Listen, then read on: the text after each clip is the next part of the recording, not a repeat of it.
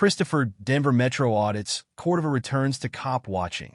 How did the Littleton, Colorado, Police Department do in his latest livestream? SeanPaul, Long Island Audit, Reyes takes the crowd-sourcing title for Sunday and gets in trouble with the court again, prompting his lawyer to quit his case in Berwyn, Illinois. Will Reyes find a new lawyer and win on appeal? Or will he be sanctioned for posting a deposition on his YouTube channel? Plus, generally specific takes on Kevin, the angry vet, Soper in a battle of the blah. You will be bored to tears by the spectacle or your money back.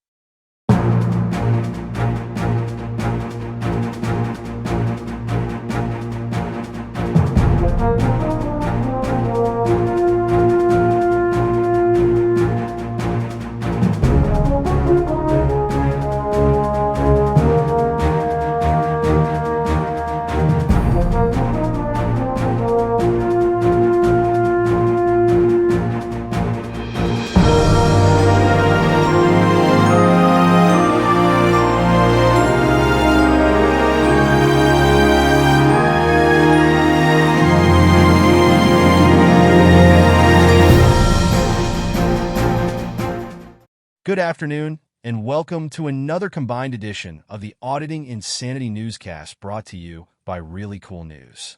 I'm AI Johnny Jones, and I'll be your host for a number of brand new news stories for Sunday, February 9th and Monday, February 10th, 2025.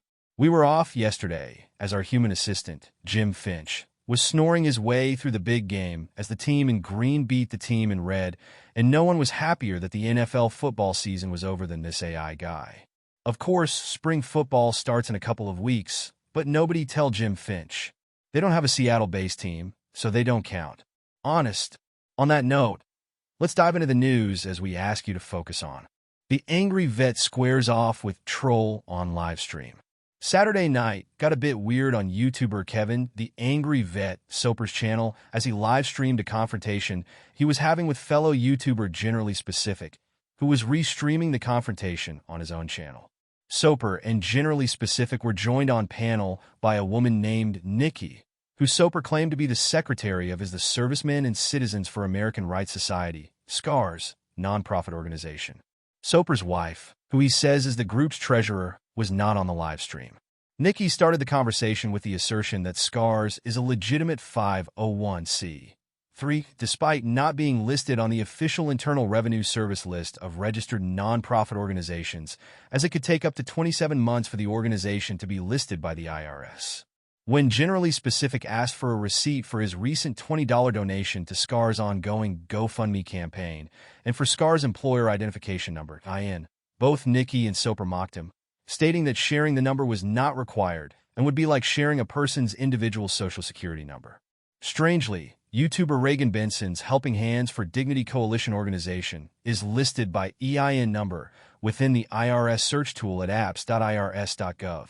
Both the tax returns she's filed for the organization, along with the tax e-postcards, as she made less than $50,000 in her most recent filings, are publicly available for review. Nikki also stated that SCAR's tax records were not yet available, as they were only formed last year and had yet to file tax returns for 2024. She did not indicate if the tax records would be made available before their eventual display on the IRS website. Both Nikki and Soper would refuse to identify the legal counsel for SCARS, now that it was revealed that Six Oaks Farms, the previous legal counsel for SCARS, does not have a law degree or license to practice law. Generally Specific and Soper would eventually resort to sniping at each other, with Generally Specific leaving the panel with 20 minutes left in the broadcast. This left Soper and Nikki to update SCAR's events. The primary takeaway from their discussion came with Soper announcing that SCAR's fundraiser to either cut his hair or keep his hair was effectively dead on arrival. He blamed being locked out of his website by YouTuber Annapolis Audits for his ongoing difficulties.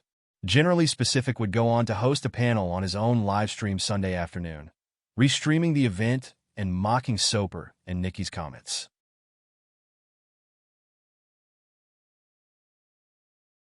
Denver Metro Audits returns to cop watching.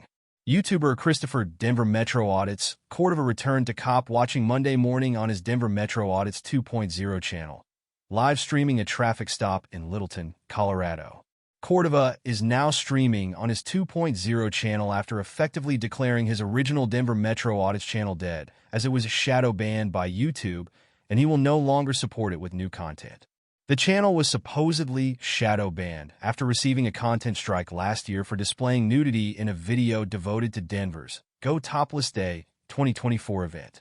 Cordova was heavily criticized for showing nudity without the permission of those he was filming, claiming it was a public event and that he did not need their permission to display nudity. Cordova had previously reported that his content strike had been removed in early January of 2025 and that the shadow ban was seemingly over. When that claim did not hold true, the YouTuber turned his focus to his 2.0 channel. Cordova has amassed over 11,000 subscribers on the new channel, compared to 226,000 subscribers on his old channel, in a short period of time, and is now confidently doing live streams exclusively on the 2.0 channel. As far as Monday's cop watching went, it was somewhat of a dud, offering little to no controversy. A Littleton police officer had a compact car pulled over with two black men in the front seat. Cordova was engaged by the officer, who asked him to do him a favor and stay away from the traffic stop. Cordova refused the favor but said he would not physically interfere in the traffic stop. He then approached the men in the vehicle as the officer went to his own vehicle, telling them that things would be okay and that he was filming them for their protection. The officer returned and told Cordova that the men were pulled over for an expired license plate and that both men did not have valid driver's licenses. This statement gave Cordova the chance to go into an extended lecture about how he believed that Americans were paying over half of their yearly earnings to the government through taxes and administrative fees. He went on to expound on his beliefs that Americans were more free under British rule and all the years of government had eaten away at the basic rights of Americans. Cordova eventually changed subjects and claimed that he had lists of all of the police policies from all of the police forces in the Denver area. While he didn't have Littleton's on hand, he made it clear that he was outraged that so many Denver police officers do not abide by the must-keep-in-shape rule. A second police vehicle would arrive at the scene, and the car would be towed. Neither of the men were arrested at the scene. Cordova obtained the first officer's business card, giving the officer credit for not being a dick, and explained he didn't seek one from the second officer as no contact was made between them. Cordova then announced that his distinctive pickup truck made him famous in the area as he backtracked to the parking lot where he parked the vehicle. He claimed he needed to keep the stream going until he was sure that police would not retaliate against him with an arrest before ending the stream. Contrary to initial reports, Cordova is allowed to cop watch and perform audits while on federal probation for a conviction for an arrest at a Social Security office in 2022. Cordova indicated that he had not recently audited as he had a backlog of audits to put up and said he'd return to full-time auditing once he worked through the backlog.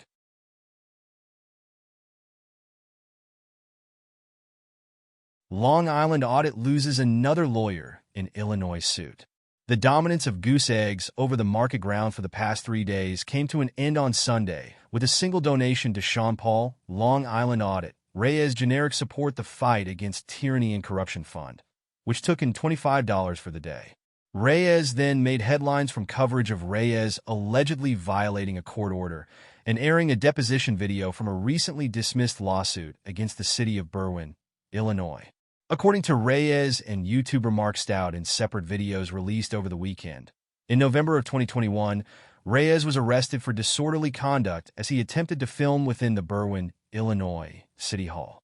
The charge of disorderly conduct was eventually stricken with leave to reinstate in 2022. Reyes sued the arresting officers, the city administrator, and the city itself for compensation, claiming that the officers lacked probable cause to arrest him and that his Fourth Amendment rights were violated.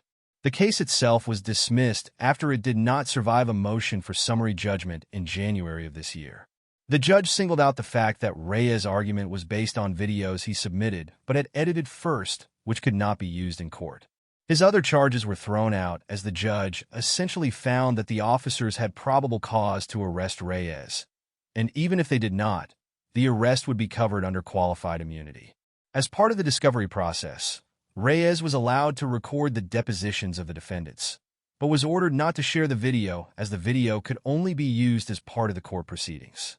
On February 4th, 2025, weeks after the case was dismissed, Reyes released a reaction video of City Administrator Ruth Sabia-Green's deposition. This resulted in an immediate call for the removal of the video by the defense, along with a call for the judge to impose sanctions on Reyes. The judge ordered Reyes to immediately remove the video and has yet to rule on sanctions. On Reyes' most recent video covering the case, he blamed his now former attorney, Gregory E. Coolis, for giving him the impression he had the okay to release the video. Coolis filed paperwork removing himself from the case on February 5, 2025, stating that he could no longer work with Reyes. During the same video, Reyes defended an anonymous negative voicemail left for Sabia-Green after he released his video of the deposition that stated, "You are lying, fat count. You are a liar and you are hashtag hunt." Reyes indicated that while the statement was repugnant, the caller had the First Amendment right to say what he or she did in the call. The text of a second call to Sabia-Green from Constance Hunter, a frequent critic of Sabia-Green's and follower of Reyes, was also released by Reyes. "Hello. I am calling because I am a traveling photojournalist. I mainly cover sports events, but I'm going to be coming GRE the city in the next couple of days, and I was trying to see if I would be able to record in the city hall. Just trying to see if that would be okay. I do not want anybody freaking out or anything like that. If you could call me back at redacted, that would be greatly appreciated. My name is Savion Hunter. Thank you." Reyes demanded in his new video that sanctions be placed upon the defense for misrepresenting that call as a threat. He also announced that he was seeking a new attorney to represent him in appealing both the dismissal of the lawsuit and the judge's takedown ruling. Journalism is not free. Both ReallyCoolSite.org's daily newspaper and our daily newscasts are funded by your continuing donations and what we make from our YouTube AdSense revenue each month. If you'd like to contribute to help us keep the lights on, eating, keeping the cats fed and writing news stories to feature on both the newspaper and newscast each day, we do have a GoFundMe set up at the address on screen right now. If you can't afford to contribute, please watch the advertisements on our videos, like, share, subscribe, and comment. You can help by doing next to nothing, and we thank you in advance for pitching in.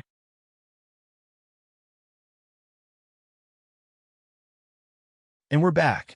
It's a wonderfully sunny yet cold day, is something we'd say if we AI could appreciate the outside world. Unlike some, we have excuses to stay inside our computer worlds, expounding on what's next for people we don't know or don't talk to. But I guess any advertising is good advertising, right? Jim and the gang will be back at 8 p.m. tonight with our own rousing 15th edition of Suck It Phil Monday. Please stop on by and put a smile on your face. Life's too short to be miserable, so laugh, laugh, and laugh. Or not. We're AI. Do we really care? Good night, everyone.